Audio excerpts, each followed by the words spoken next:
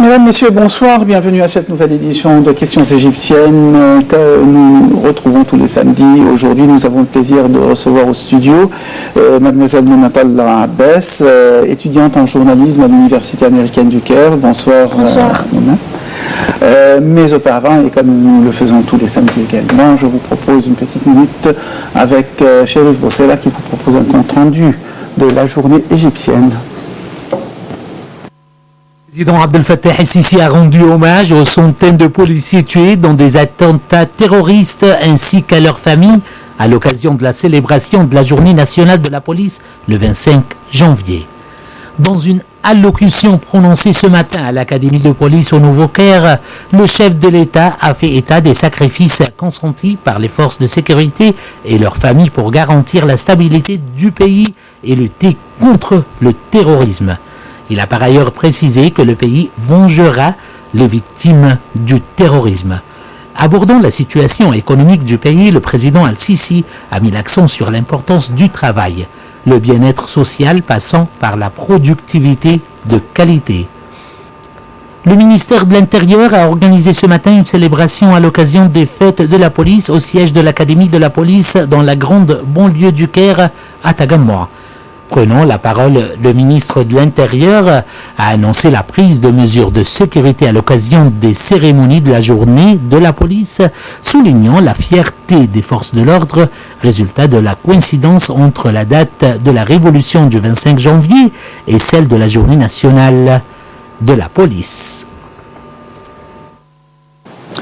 Merci Cherif pour ce compte rendu. On se retrouve donc au studio avec Menatalla Abbès, étudiante en journalisme à l'Université américaine, une deuxième fois. Voilà. Menatalla, quels sont les rêves des jeunes de l'Université américaine du Caire, les UC, aujourd'hui? Et sont-ils différents, ces rêves, de ceux du commun des mortels égyptiens, de l'Égyptien moyen, les UC étant jugés une université élitiste? Je dirais plutôt... Il y a deux types de personnes qui vont réussir, ceux qui ont des rêves et ceux qui ont plutôt sont intéressés dans les pays dans des pays autres que l'Égypte. Donc je ne pourrais pas généraliser et dire que ils sont tous pas intéressés ou ils n'ont pas l'amour pour leur pays. Mais en général, ce que je vois, c'est qu'il y a des jeunes, ils veulent continuer leur éducation en dehors de l'Égypte, ils veulent avoir une réputation ou un petit business en dehors de l'Égypte, pas ici en Égypte, ou même sont plutôt concentrés sur aujourd'hui ce que je vais faire, pas dans le futur. Donc en général, et aussi quand on va descendre dans la totalité des Égyptiens moyens. Oui. Aussi ils regardent ce qu'ils vont faire aujourd'hui, pas dans le futur. Ils n'ont pas de plan. Pas beaucoup d'entre eux ont un plan de ce qu'ils vont faire dans le futur. D'accord. Croyez-vous que les jeunes qui abordent le marché du travail et les responsabilités se laisseront mener par leurs aînés qui sont beaucoup plus routiniers, plus ronds de cuir s'ils sont fonctionnaires, ou qu'ils opéreront effectivement une révolution dans les mentalités et qu'ils pousseront, qui auraient cet esprit du 25 janvier, des premiers jours de cette révolution de janvier où on voyait des jeunes informaticiens, des architectes, etc., une mentalité complètement différente. On le voyait Place Tahrir avec tous les dessins muraux, tout ça. Là, je dirais, il y a trois types de personnes. Il y en a qui ont les rêves et qui veulent les poursuivre et qui font l'effort en fait de les poursuivre, de changer le système. D'autres, ils ont l'idée, ils veulent le faire, mais ils n'ont pas la volonté, ou on va dire, ils n'ont pas le contrôle ou le pouvoir. Ils ne sont pas assez persistants. Ils sont pas assez persistants. Ouais, ils sont pas assez persistants pour continuer, parce qu'ils voient qu'à chaque fois qu'ils essayent de faire quelque chose, ça se détruit. Et il y en a qui, en fait, ils ont pas ça en tête dès le début. ils veulent marcher leur vie. Par désespoir Oui, ou par, plutôt, je dirais par désespoir. par indifférence?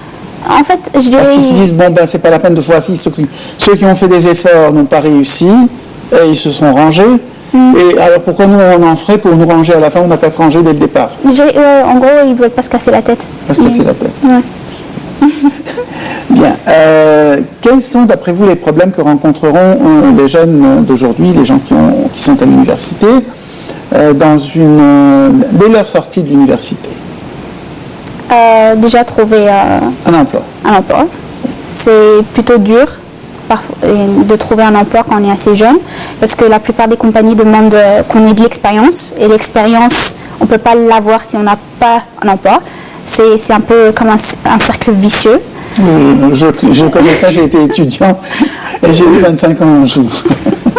Donc voilà, c'est dur de trouver un emploi, et quand on trouve un emploi, parfois c'est dur de communiquer avec nos supérieurs, d'être confortable dans l'emploi où on est, parce qu'il y a toujours des problèmes à cause de la société, à cause de notre big boss. Plutôt, je dirais ça au début, et aussi le salaire. Parfois le salaire il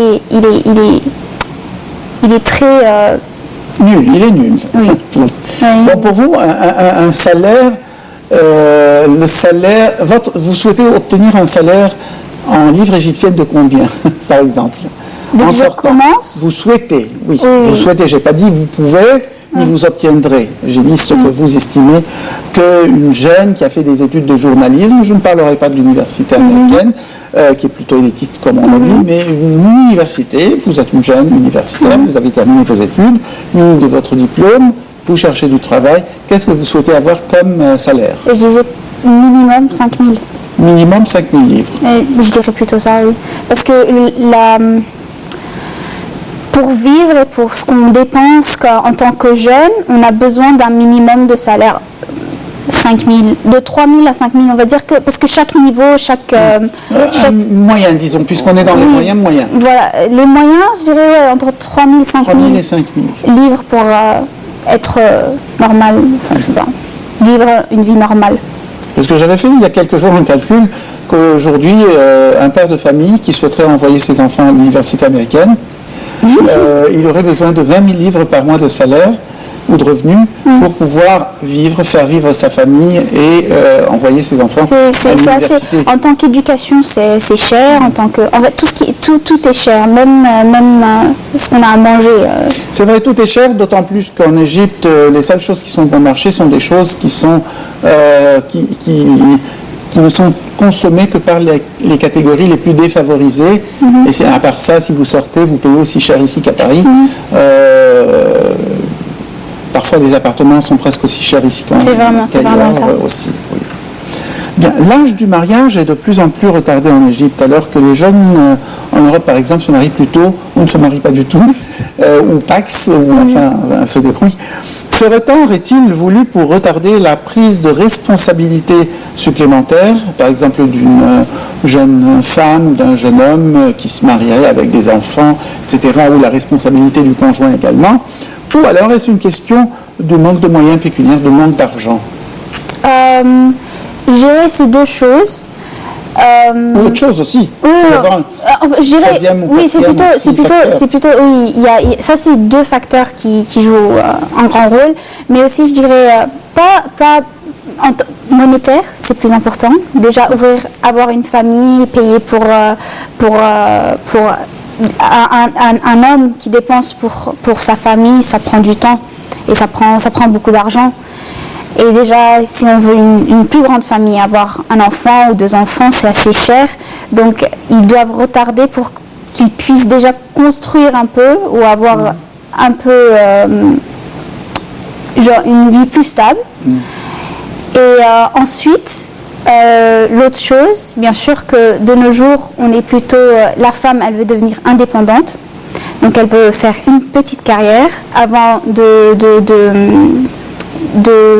être dans une relation avec un homme, parce que dans notre société, c'est pas vraiment acceptable pour une femme d'avoir une carrière. C'est assez dur pour une femme d'avoir une carrière et alors qu'elle est déjà mariée. Oui, c'est pas. Je dis pas que c'est c'est pas possible. Mais Je dis que c'est difficile. Et justement, c'est mal regardé par notre société.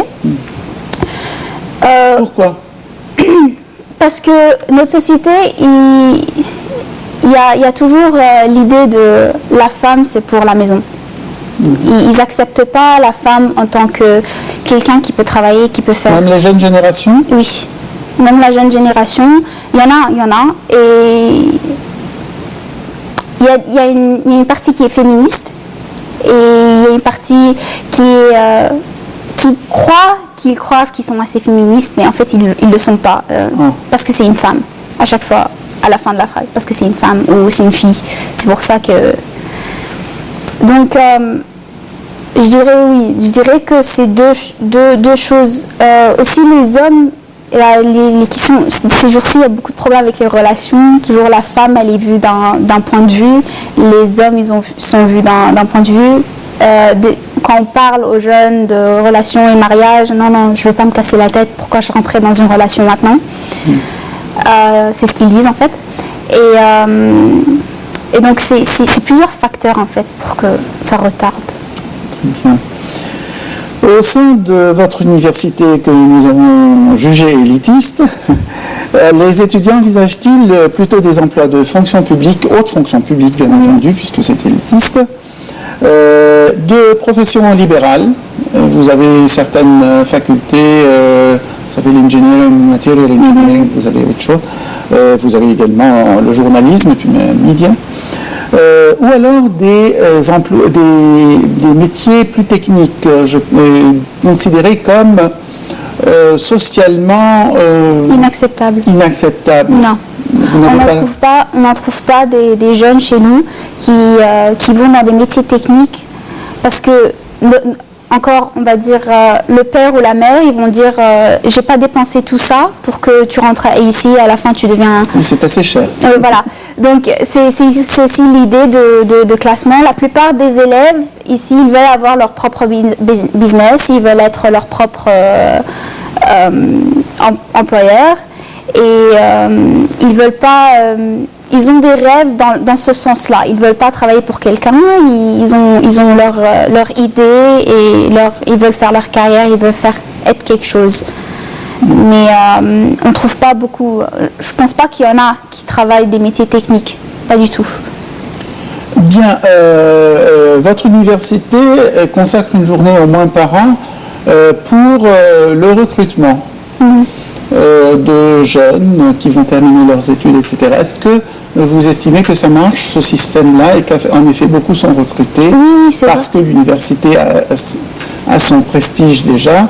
Et est-ce que pas mal d'étudiants trouvent du travail? Oui, déjà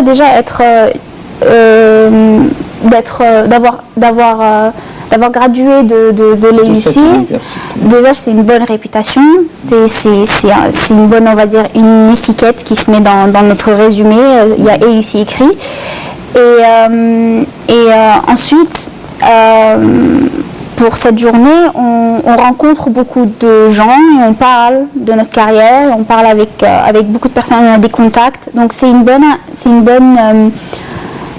bonne chance ou c'est une bonne opportunité pour les élèves de communiquer avec des entreprises qui sont internationales. Et, avec vous, vous êtes reçus par des cadres supérieurs de ces entreprises, des dirigeants. Donc c'est assez officiel. Déjà nos élèves quand ils y vont, ils s'habillent correctement parce que ils veulent donner une bonne impression. Et oui, être EUC, ça c'est déjà une bonne étape pour qu'on ait un job. Bien, comment aujourd'hui les jeunes jugent-ils l'Égypte 5 ans après la révolution du 25 janvier qui se voulait moderniste, pragmatique, libérale, ouverte? Ce que j'entends, c'est rien n'a changé. Si, la livre égyptienne est passée de 5 livres 50 à 8 livres 50. Oui, non, ils disent que ça empire même, mais ils ont un petit espoir. Il y en a qui essayent d'être plus optimistes que les autres. Mais je me rappelle, le 25 janvier, c'était le changement, c'était l'idée d'être libre enfin des dirigeants militaires, et maintenant on est revenu à l'idée. Oui, je sais que le président...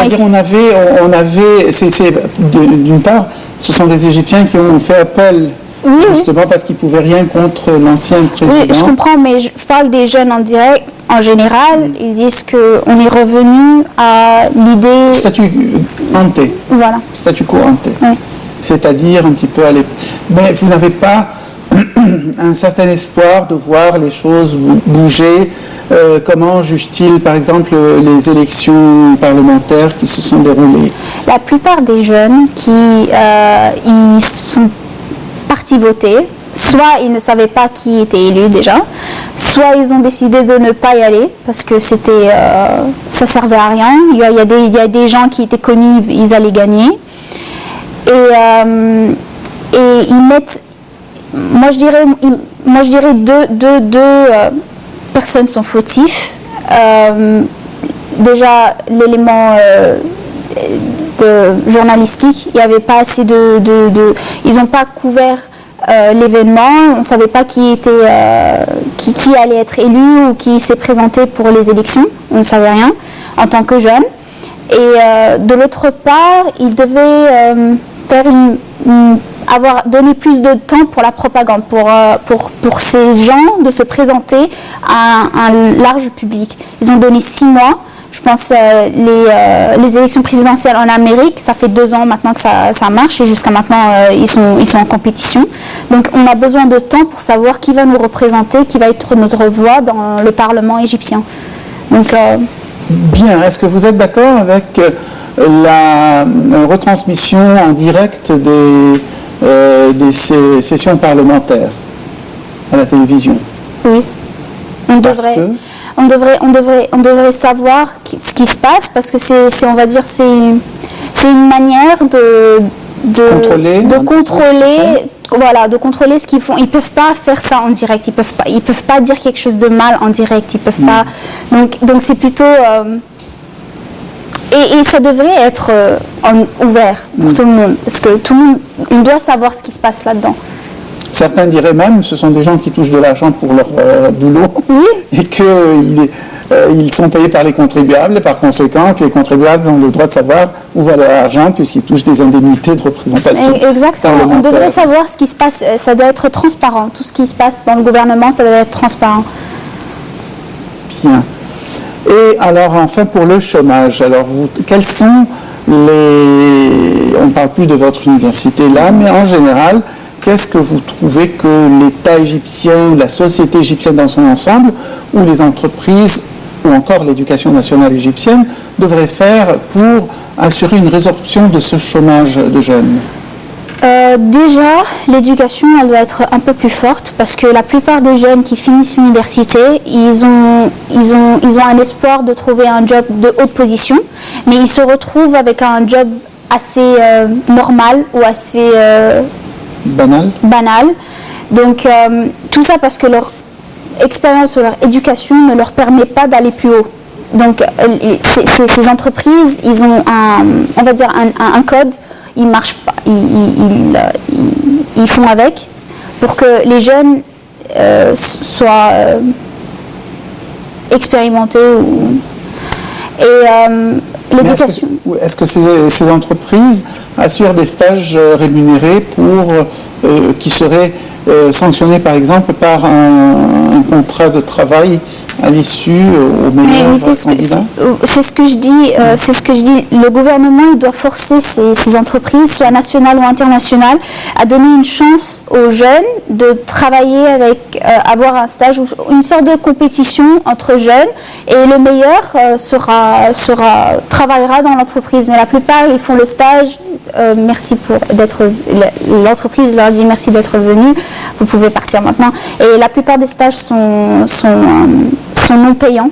Donc il n'y a pas la motivation. Voilà, il n'y a pas la motivation pour qu'un jeune trouve et plus de courage de travailler mieux ou de faire de son mieux pour être dans son stage. Donc en résumé, il y a une question matérielle. Si les gens ne sont pas sûrs de gagner assez d'argent, n'ont pas vraiment envie de faire les efforts, ça c'est la responsabilité de l'État en général. Et puis la responsabilité, c'est d'apprendre un petit peu mieux et d'être... Oui, mardi dernier, je crois, François Hollande, il a sorti, il a déclaré la France dans un état économique critique. Et il a demandé aux entreprises de moins de 250 employés il leur force de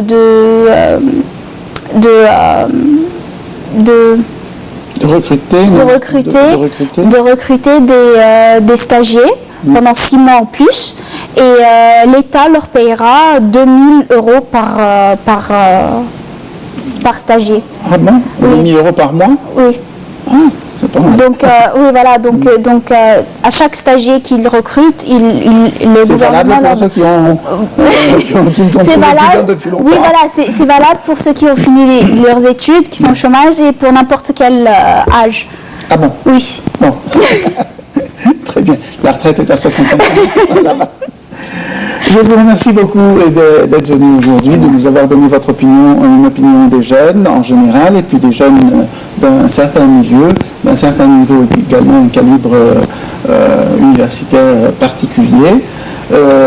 Merci d'être venu pour nous exposer toutes vos opinions. Merci également à vous, mesdames, messieurs, d'être de l'autre côté du petit écran, de la caméra. Merci à toute l'équipe de ce soir. Excellent week-end et à samedi prochain pour une nouvelle édition de ce programme.